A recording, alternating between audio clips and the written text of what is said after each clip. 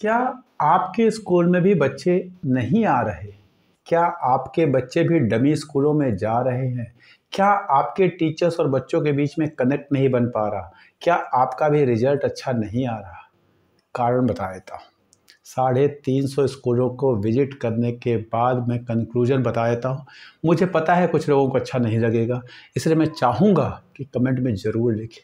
अच्छा नहीं लगेगा तो भी लिखें कि मुझे अच्छा नहीं लगा, ये गलत है। मैं आपको बता रहा हूँ, सोचिए एक डॉक्टर है, उस डॉक्टर के पास एक मरीज जाता है। उस मरीज के मान लो दांत खराब है, डॉक्टर से कहता है मेरे दांत खराब हैं, ये कीड़े लग गए हैं।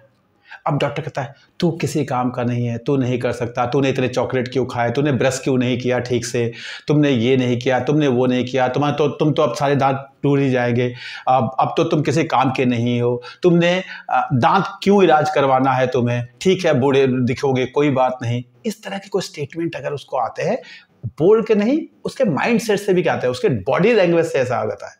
आप समझिए, कई बार होता है कि हम बोल रहे हैं, कई बार हमारा बॉडी लैंग्वेज। अब इसी को थोड़ा स्कूल के, इसने अकाउंट्स क्यों ले ली, इसने साइंस क्यों ले ली, इससे तो मैथ्स होगा नहीं, ये मैथ्स के लायक नहीं है।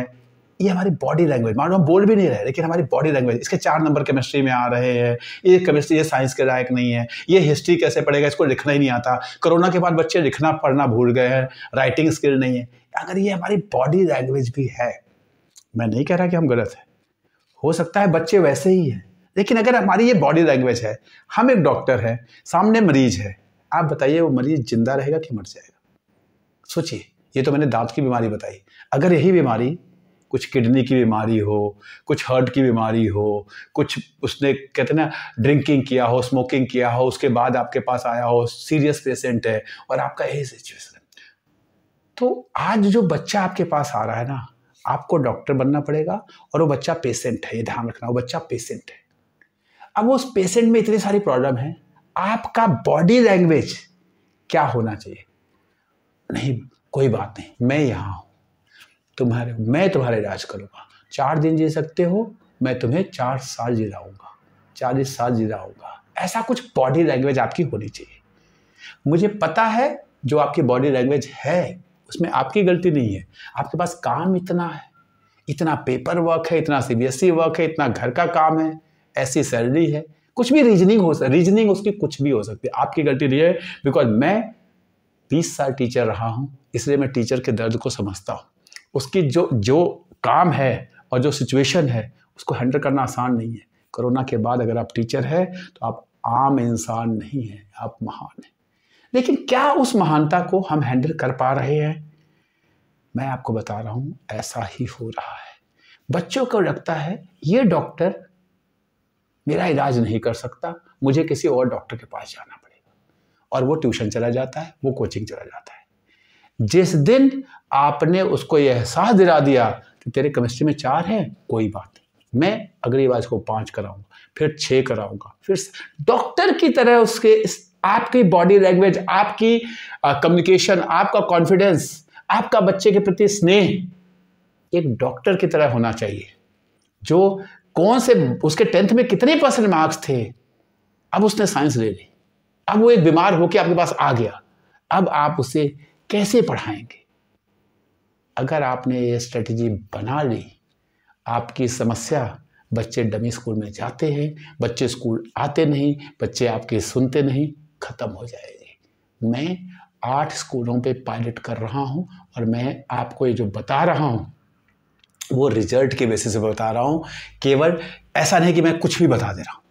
350 स्कूलों को विजिट करके 8 स्कूल्स के साथ पायलट प्रोजेक्ट कर रहा हूं, स्टूडेंट टीचर रिलेशनशिप को इम्प्रूव करने में।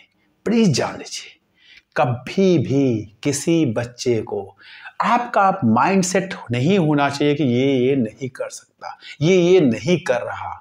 आप देखिए, अगर वो 10 दिन में 1 दिन स्कूल आता है तो उस 1 दिन आप उसे क्या कराएंगे, कैसे कराएंगे कि ये एक दिन मिलके जब ये 25 दिन या 30 दिन साल के हो जाए तो क्या उसके 33 नंबर आ जाएंगे?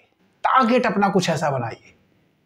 अगर आपका एंड गोल क्लियर है, उस प्रति बच्चे के, जैसे हर डॉक्टर पेशेंट के, मरीज के, उसकी दवाई जो है उसके, कहते हैं कि जो उसकी बीमारी है उसके हिसाब से बनाता है।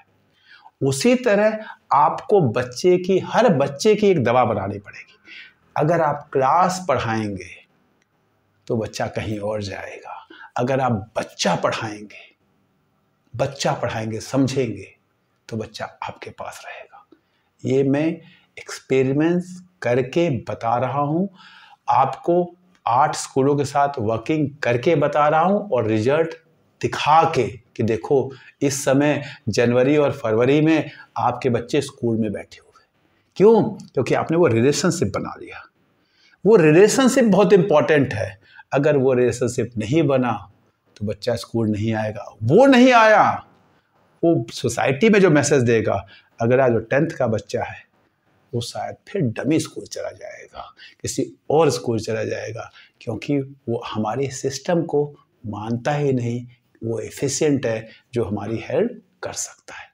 वीडियो अच्छी लगी है तो लाइक करिए, दोस्तों के साथ शेयर करिए, सब्सक्राइब करिए, अपने कमेंट्स जरूर लिखिए, positive negative I am open.